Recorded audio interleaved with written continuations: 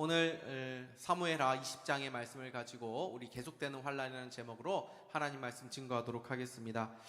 다윗이 왕자로 돌아오지 않았습니까? 반란이 진압되었고 사람들이 서로 다윗 왕을 이제 모셔가려고 하는 상황입니다. 이제 다윗은 불행 끝, 이제 행복 시작인 것처럼 보입니다. 그러나 성경은 옛날 이야기가 아니지요. 주인공이 고생하다가 역경을 극복하고 결국 행복하게 살았대요로 끝나는 이야기가 아닙니다. 성경은 허구의 이야기가 아닙니다. 실제로 일어난 역사를 기록한 책입니다. 그래서 성경에는 우리들의 현실이 보이는 것입니다. 하나님의 사람들이 믿음으로 살아낸 삶의 이야기가 성경에 있는 것입니다. 우리는 오늘 본문 전에 북이스라엘의 이 10지파 그리고 남유다 사이에 갈등이 일어나고 있는 것을 지난주에 살펴보았죠. 19장 43절은 이렇게 되어 있습니다. 이스라엘 사람이 유다 사람에게 대답하여 이르되 우리는 왕에 대하여 열목을 가졌으니 다윗에게 대하여 너희보다 더욱 관계가 있거늘 너희가 어찌 우리를 멸시하여 우리 왕을 모셔오는 일에 먼저 우리와 의논하지 아니하였느냐 하나 유다 사람의 이 이스라엘의 사람 말보다 더 강경하였더라. 다윗 왕이 귀환하게 되었지만 여전히 하나 되지 못한 이스라엘의 이 갈등의 모습을 우리가 보게 되는 것이죠. 근데 이런 상황에서 오늘 본문 말씀이 시작되고 있습니다. 1절을 다시 한번 보십시오. 마침 거기에 불량배 하나가 있으니 그의 이름은 세바인데 베냐민 사람 비그리의 아들이었더라. 그가 나팔을 불며 이르되 우리는 다윗과 나눌 분깃이 없으며 이새의 아들에게서 받을 유산이 우리에게 없도다. 이스라엘아 각각 장막으로 돌아가라 하매. 마침이라는 말이 무슨 말입니까? 이렇게 갈등이 있는 상황에서 마침 세바라고 하는 사람이 일어났다는 것입니다. 이 세바 사람에 대해서 두 가지 소개가 나와 있는데 첫 번째는 무엇입니까? 불량배라는 것이고 또 하나는 베냐민 지파라는 것입니다. 여러분, 성경이 이 사람을 처음부터 불량배라고 소개하고 있다는 것은 이미 이 사람에 대한 가치평가가 내려지고 있다는 것입니다. 그러니까 앞으로 이 사람이 하는 말이나 이 사람의 모든 행동들은 하나님 앞에서 인정받을 수 있는 것이 아니라 의로운 것이 아니라 오히려 불법적이고 불의하고 하나님 앞에서 악한 일이라는 것을 미리 말씀해 주고 있는 것이죠. 여러분, 우리의 현실을 보십시오. 항상 이런 불량자들이 어디에나 어느 공동체나 다 있습니다. 그들이 하는 일이 무엇입니까? 분열하고 갈등을 획책하는 일입니다. 하나님의 나라를 방해하고 하나됨을 깨트리는 일입니다. 성경이 교회를 어떤 공동체라고 말씀합니까? 진리 안에서 사랑하는 공동체, 사랑의 교회라고 말씀합니다. 너희가 서로 사랑하면 세상이 너희가 내 제자인 줄을 알리라. 여러분, 우리 교회가 복음 전파를 위해서 열심히 나가서 하는 것도 중요하지만 교회 안에 맨날 시끄럽고 갈등이 있다면 그 성도들이 그 새로운 사람들이 와서 새로운 사람들을 받아줄 수가 있겠습니까? 교회가 서로 주님의 사랑으로 사랑하기만 하면 세상은 자연스럽게 교회가 하나님의 교회구나, 예수 그리스도의 제자 공동체구나 라는 것을 알 수밖에 없다는 것입니다. 그러나 불량자들은 그 공동체를 깨뜨리기 위해서 늘 선동합니다. 이 사람은 일어나서 선동의 말을 하죠. 우리는 다윗과 나눌 분깃이 없으므로 이새의 아들에게서 받을 유산이 우리에게 없도다. 말로 선동해서 그 공동체를 깨뜨리는 것입니다. 분열된 곳, 미움과 질투가 있는 곳에는 이런 불량자들이 활개치기 좋은 환경이 됩니다. 그런 환경 가운데 있다면 우리는 눈물로 드리는 기도와 겸손한 마음으로 죄의 세력을 무너지게 해야 하는 것입니다. 세바에 대한 성경의 또 하나의 소개가 무엇이었습니까? 베냐민 지파 사람이라는 것이죠. 사울 왕이 베냐민 지파 아닙니까? 그리고 다윗을 저주했던 이 시므이라는 인물, 이 사람도 베냐민 지파 사람이었습니다. 그러니 베냐민 지파는 원래부터 이 다윗에 대해서 그렇게 호의적인 사람들이 아니었던 것 같습니다. 세바가 갑자기 다윗에게 반란을 일으킨 것이 아닙니다. 무슨 대단한 명분을 가지고 일어난 것이 아닙니다. 그는 불량자였습니다. 삐딱한 마음을 가진 사람이었다는 것입니다. 원래부터 다윗에 대해서 좋지 않은 감정과 생각을 가지고 있었는데 기회가 생기니까 반란을 일으킨 것입니다. 여러분, 그래서 평상시에 내가 어떤 마음을 품고 살아가는가, 이게 굉장히 중요합니다. 좋은 마음을 품고 살 수 있기를 바랍니다. 기회가 없어서 우리가 죄를 안 짓는 거지, 기회만 있다면 죄를 짓는 존재들이 우리들 아닙니까? 내가 탐심의 마음을 가지고 있다면 거기에 무너지기 쉬운 것입니다. 음란한 마음 가지고 살아가면 그 죄에 넘어지기 쉬운 것입니다. 미움과 시기의 마음이 있다면 기회가 있을 때 그것이 구체적으로 나타날 수 있는 그러한 일들이 생길 수 있는 것입니다. 여러분, 이 예배가 왜 중요하죠? 세상에서 살면서 더러워진 우리의 마음이 다시 거룩해지고 주를 향하여 거룩을 향하여 우리의 마음이 나아가는 것 아닙니까? 불평과 두려움과 걱정과 근심의 마음이 감사와 소망과 기쁨의 마음으로 변화되는 시간이 이 예배 시간인 줄 믿으시기 바랍니다. 그래서 이 예배 시간을 통해서 우리의 마음이 좋은 마음으로 변화될 수 있는 그런 은혜가 있다라는 것입니다.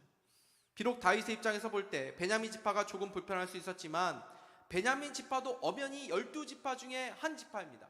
하나님의 기업을 받은 지파입니다. 그러니 다윗은 그들도 품고 가야 되는 거죠. 여러분, 우리가 살아갈 때 내 마음에 좋은 사람하고만 같이 지낼 수 있습니까? 사람들이 다 나를 좋아만 합니까? 내가 싫은 사람도 있고 나를 싫어하는 사람도 있죠. 여러분, 그런 사람들을 우리가 무자르시 잘라낼 수 있습니까? 내가 끌어안고 가야 하는 영역이 얼마나 많이 있는지 모릅니다. 하나님께서는 우리들에게 그런 사람들을 주셔서 우리를 더 넓은 사람으로 더 성장시키는 은혜를 베풀어 주신 줄 믿으시기를 바랍니다. 세바가 반란을 일으키자 많은 사람들이 이 다윗의 이 귀한 행사에 참여하지 않고 각자 집으로 돌아가 버렸습니다. 귀한 행사에 참여한 사람들은 유다 사람들 뿐이었습니다. 2절 말씀 보십시오. 이에 온 이스라엘 사람들이 다윗 따르기를 그치고 올라가 비그리의 아들 세바를 따르나 유다 사람들은 그들의 왕과 합하여 요단에서 예루살렘까지 따르니라. 이 성경에서 보면 구약 성경에 단에서 브엘세바까지라는 이 관용구적인 표현가 나오는데 그 표현은 이스라엘 전체를 표현하는 말입니다. 그런데 여기서는 지금 요단에서 예루살렘까지라고 되어 있죠. 이것은 우리나라를 빗대어서 말하면은 시청에서 한강까지, 그러니까 매우 제한적인 구역을 가리키는 표현입니다. 그러니까 다윗을 따르는 자들이 매우 제한적이었다는 거죠. 여러분, 지금 압살롬 반역을 제압한 지 얼마 되지 않은 상황입니다. 그리고 대다수의 국민이 다윗의 등을 지금 돌리고 있는 상황이죠. 그러니까 다윗 마음이 지금 급해진 것 같습니다. 그래서 다윗은 즉각적으로 새로운 군대장관 아마사에게 이 군대를 모으라고 지시합니다. 4절 말씀 보십시오. 왕이 아마사에게 이르되 너는 나를 위하여 3일 내로 유다 사람을 큰 소리로 불러 모으고 너도 여기 있으라 하니라. 이 당시에는 그냥 직업적으로 군인을 했던 이 상비군들이 많지가 않았습니다. 전쟁이 일어나면은 일하다가 백성들이 또 무기를 들고 싸우고 그 전쟁이 그치면 다시 자기의 갈 길로 가가지고 다시 일상으로 돌아가는 그런 시대였단 말이죠. 그러니 다윗이 3일 동안 빨리 백성들을 좀 불러 모아라, 이런 명령을 이 아마사에게 내린 것입니다. 근데 어찌된 일이지 이 아마사가 3일 동안에 이 일을 해결을 하지 못합니다. 이 사람들이 불러 모아들이지는 못하는 것입니다. 여러분, 아마사가 누구입니까?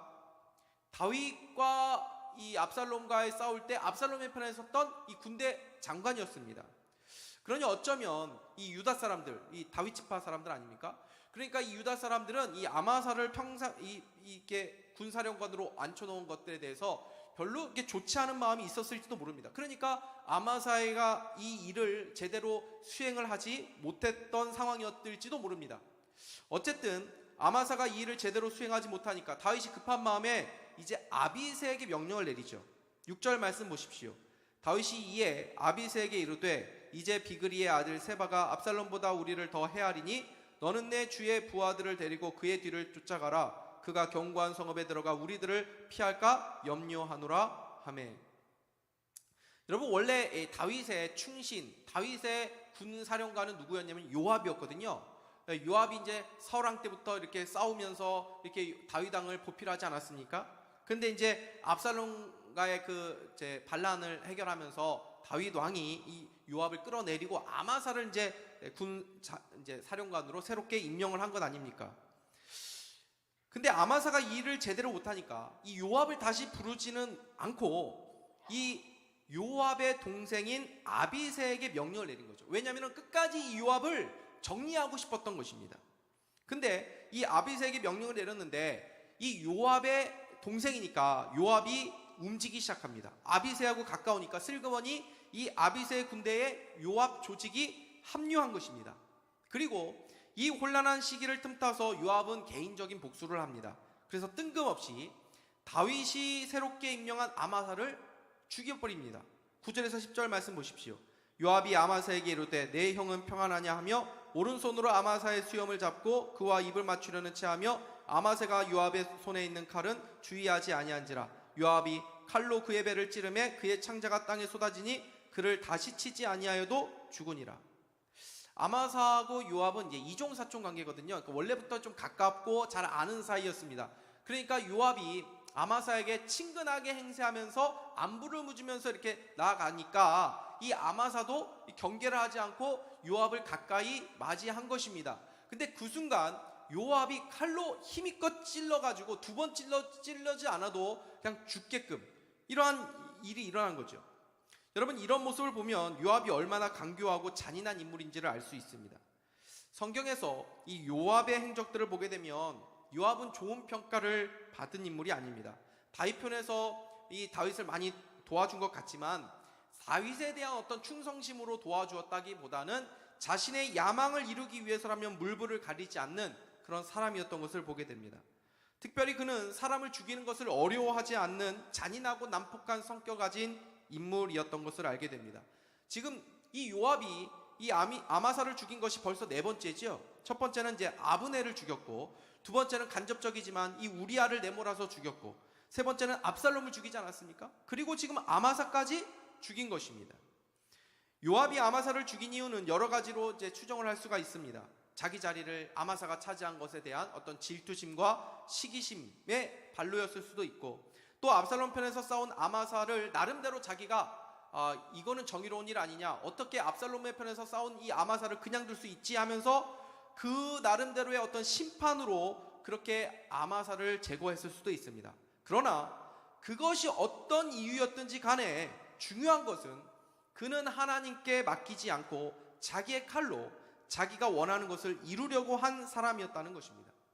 결국 그의 인생이 어떻게 맞춰지게 됩니까? 반역에 가담해가지고 결국 칼에 죽임을 당하게 되죠. 예수님께서 말씀하신 것처럼 칼을 가지는 자는 칼로 망하게 된 것입니다. 요압에게 칼은 자신의 성공을 이루는 도구였습니다. 우리에게도 저마다의 무기가 있을 수 있지요. 우리가 칼이 어떤 돈일 수도 있고, 우리가 갖고 있는 칼이 또는 권력일 수도 있고, 내가 가진 배경일 수도 있고, 내가 가진 재능일 수도 있습니다. 근데 중요한 것은 내가 어떤 무기를 가지고 있는가가 하는 것이 아닙니다. 칼이 문제가 아니라 그 칼을 다루는 마음, 그 사람의 마음이 문제인 것입니다. 요압의 마음에는 분노와 시기와 교만함과 야망으로 가득 차 있었습니다. 그래서 그 칼이 선하게 쓰여지지 못한 것입니다. 우리가 가진 도구를 잘 사용하기 위해서는 먼저 우리의 마음이 선해야 됩니다. 우리 안에 죄가 해결이 되어야만 합니다. 그래서 우리가 어떤 무기를 내가 가져야 되느냐, 이게 중요한 것이 아니라 우리가 어떤 도구를 가진다고 하더라도 그것이 하나님 앞에서 바르게 사용될 수 있는 사람이 먼저 되어야 한다는 것입니다. 요압이 아마사를 죽인 후에 모든 주도권을 쥐고 이제 반역자 세바를 잡으러 가죠. 그는 거침이 없습니다. 세바가 숨어있는 성읍에 가서 그 성읍을 완전히 초토화시키려고 마음을 먹습니다. 그래서 토벽을 쌓아서 본격적으로 성을 공격할 준비를 합니다. 이때 한 지혜로운 여인 한 사람이 위험을 무릅쓰고 요압을 부르고 그와의 대화를 요청합니다. 19절에서 22절 말씀 보십시오.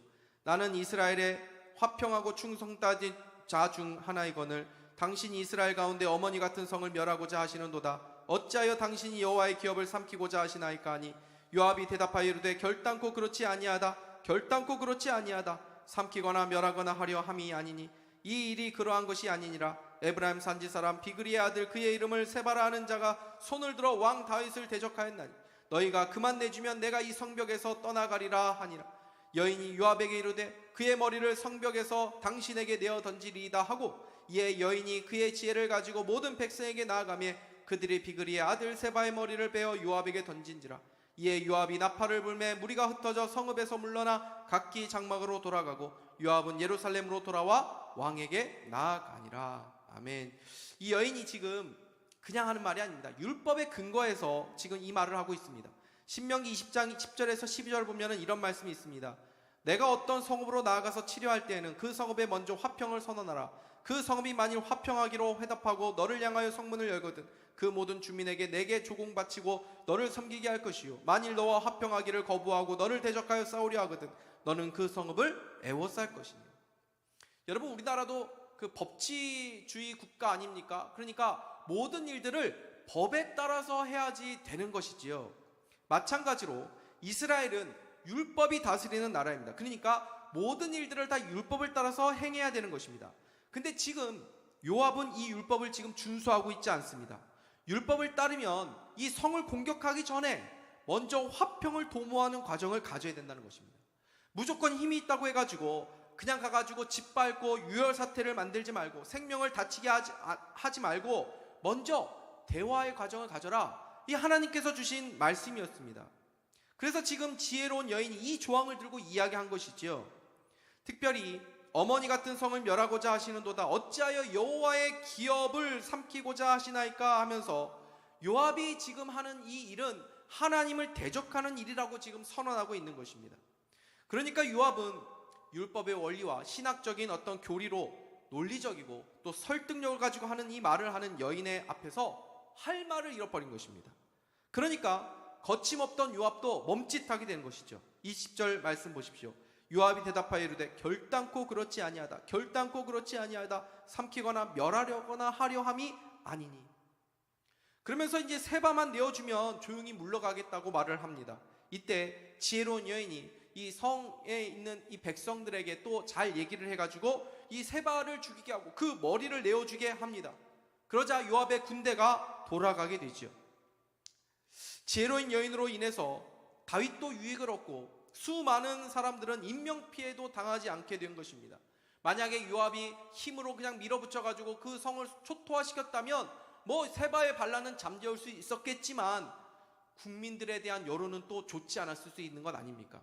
그러니 다윗에게도 또 이 성의 사람들에게도 모두에게 이 지혜로운 여인으로 인해서 유익이 돌아가는 그러한 결과가 있게 된 것입니다. 이 지혜로운 여인은 화평의 도구가 되었습니다. 저는 이 지혜로운 여인을 보면서 아비가일이 생각이 나더라고요.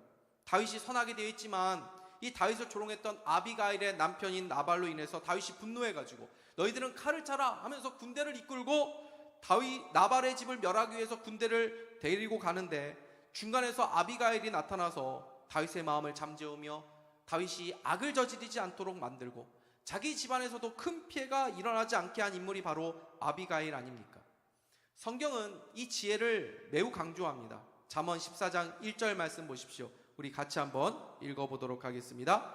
지혜로운 여인은 자기 집을 세우되 미련한 여인은 자기 손으로 그것을 허무니라. 요압은 막강한 군대를 가지고 있었습니다. 그는 그 힘으로 성도 무너뜨릴 수 있다고 생각했습니다. 그러나 지혜로운 여인은 요압에 비해 아무것도 가지고 있지 않았지만 군대를 가지고 있는 요압보다 더 큰 일을 했죠. 군대를 가지고 있는 요압은 분란과 전쟁을 일으키기만 했지만 이 여인은 군대도 할 수 없는 일을 이루어냅니다. 힘으로 한 것이 아니라 지혜를 가지고 그런 놀라운 일을 행한 것입니다. 여러분 세상 보십시오. 세상은 누가 더 큰 힘을 가지나 이 싸움하고 있지 않습니까? 그래서 큰 힘을 가지면 상대를 굴복시키려고만 합니다. 힘을 동원해서 내 뜻을 이루려고 하고 내 주변 사람들을 움직이려고만 합니다. 내 남편, 내 아내, 내 자녀를 내가 원하는 방식으로 이끌어 가려고만 합니다. 그러나 성도는 힘을 추구하는 자들이 아니라 지혜를 가지고 있는 사람들입니다. 잠언은 우리에게 지혜가 무엇인지를 말씀해 주죠. 잠언 9장 10절 말씀을 우리 같이 한번 읽어보도록 하겠습니다. 시작. 여호와를 경외하는 것이 지혜의 근본이요 거룩하신 자를 아는 것이 명철이니라. 아멘. 여러분 최고의 지혜자가 누구라고 말씀합니까? 하나님께서 우리를 구원하시기 위하여 이 땅에 보내신 자 예수 그리스도를 영접한, 예수 그리스도를 아는 자들, 그분을 경외하며 그분을 섬기는 자들이 최고의 지혜자들이라고 말씀합니다. 주님께 우리의 삶을 내어 맡기고 그분의 뜻에 순종하며 그분의 인도하심을 따라 살아가는 삶이 지혜자의 삶인 줄 믿으시기를 바랍니다. 요란하고 소동하는 이 세상에서 필요한 것이 무엇입니까? 힘이 아니죠. 힘은 더 큰 힘을 불러올 뿐입니다. 지혜입니다. 우리가 이 시절에서 지혜자를 찾고 있는 것 아닙니까? 지혜자가 화평의 도구가 되는 것입니다. 우리 모두 화평을 도모하는 지혜자가 될 수 있기를 주님의 이름으로 축복합니다. 오늘 우리는 다윗에 대해 또 다른 반란이 일어나는 모습을 보게 됩니다. 압살롬의 반역을 잠재웠다고 해서 다윗의 앞길이 꽃길만 있었던 것이 아닙니다. 여전히 다윗을 대적하는 무리들이 건재해 있었습니다. 다윗이 세바의 반란을 잠재우기 위해서 자신의 부하에게 명령을 내렸지만 부하들이 다윗의 왕의 뜻대로 움직여주지 않지요. 다윗이 컨트롤할 수 없는 이 요압을 정리하려고 했었는데 그것도 다윗 뜻대로 되지 않았습니다. 결국 세바의 반란을 잠재운 이 요압이 다시 다윗의 군대 장관으로 올라가게 되는 것을 보게 됩니다.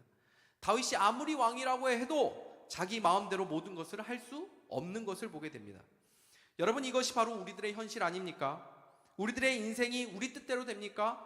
문제가 해결되었다고 해서 그 다음부터 꽃길만 걷는 인생을 살게 됩니까?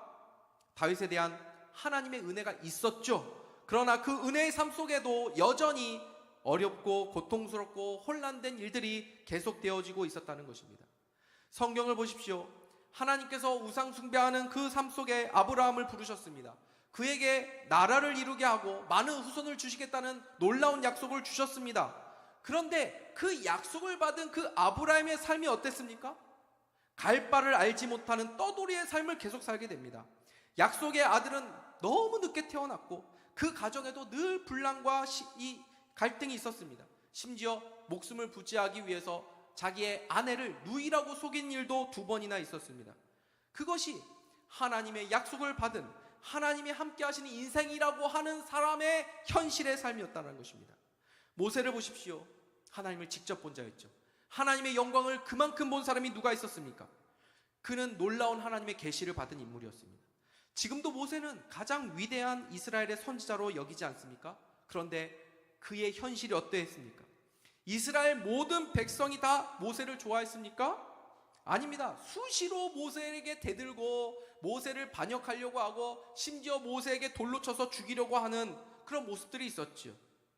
마지막에 이 모세는 가나안에 들어가지도 못합니다. 예수님이 이 땅에 아기 예수로 오셨습니다. 그런데 예수님이 살아가신 현실은 어땠습니까? 여전히 로마 제국이 이스라엘을 점령하고 있었고 부패한 종교인들이 여전히 백성들의 고요를 먹으며 고통스러운 현실을 살아가고 있는 상황이었습니다. 예수님이 오셨다고 해서 뭐 놀라운 변화가 있었습니까? 예수님께 함께 살아간 요셉과 마리아를 보십시오. 마리아에게 은혜를 받은 자여 두려워하지 말라. 천사가 나타났습니다. 은혜를 받았다. 여러분, 은혜를 받았다고 하면은 여러분 뭘 생각합니까? 아, 나에게 좋은 일이 있구나. 내가 은혜를 받았어? 아, 나도 은혜 받고 싶네. 하십니까? 은혜를 받은 자여라고 말했지만 그 은혜 받은 자의 마리아의 삶이 어떻습니까? 예수 그리스도를 잉태한 것으로 인해서 사람들에게 돌을 맞을 뻔한 그런 위기를 겪게 되지 않습니까? 그가 그 아기 예수를 데리고 피난길을 가지 않습니까? 그의 가족들이 평안했습니까? 가난과 궁핍한 삶에서 벗어났습니까? 아닙니다. 그 현실은 그대로였습니다. 여러분, 우리의 현실은 어떠합니까? 주일이 지나면 월요일이 오죠. 주일에는 얼마나 좋습니까? 예배 드리고 말씀드리면 막 힘을 얻는다고 말씀합니다. 위로가 되고 세상 염려와 근심이 사라지는 것 같다고 말씀합니다. 그런데 그 순간은 잠시죠. 현실로 돌아오면 우리의 근심과 걱정 사라진 것 같은데 다시 찾아오는 것을 경험하지 않습니까? 예배 드릴 때 뭔가 막 변화가 있을 것 같은데 내 직장, 내 가정에 다시 돌아오면 그 현실은 변함이 없는 현실입니다. 여전히 힘들고 어렵고 변함없는 그 현실을 보게 되죠. 그러면서 우리는 실망감이 들기도 하고 하나님의 약속의 말씀이 공허하게 느껴지기도 하는 것입니다. 그것이 우리의 현실입니다. 오늘 본문은 우리에게 이 현실을 보여주는 것입니다. 신앙생활은 뜬구름 걷는 삶이 아니라는 것입니다. 압살롬의 반역이 끝났다고 다윗의 인생이 꽃길만을 걸어가는 인생이 아니라는 것입니다. 또 다른 반란이 일어나고 여전히 다윗을 대적하는 무리들이 건재하고 있다는 것입니다. 그렇다고 다윗의 인생이 하나님의 은혜가 없다는 것입니까? 그것도 아니라는 것입니다.